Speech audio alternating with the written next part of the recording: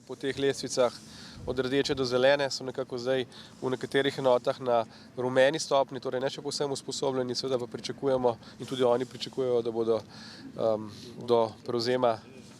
popolne odgovornosti, to se pravi po letu 2014 v celotnem območju na zelenem, seveda govorimo samo o tej provinciji, v kateri se zdaj nahajamo. Vsekakor pa sem prepričan, da pričakujejo tudi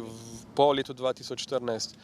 ne samo tisto finančno pomoč, ki jo politika pričakuje, ampak sem prepričan, da pričakujejo na nek način še vedno vsaj del naših pripadnikov, tako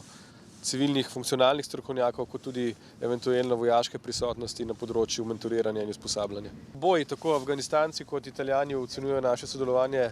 kot izjemno dobro, izjemno uspešno in tudi to, kar sem videl včeraj, oziroma to, kar sem videl tukaj, kaže ne samo na tisto, bi rekel, strokovno vojaško usposobljenost, ampak tudi na neke pristne odnose med Slovenci, Italijani in Afganistanci, kar se nenazadnje kaže tudi po teh poročilih oziroma po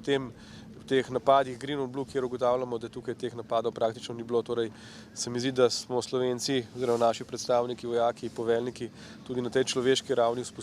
uspeli vzpostaviti nek tak pristen odnos, ki se seveda kaže pa tudi v vsakodnevnem medsebojnem sodelovanju.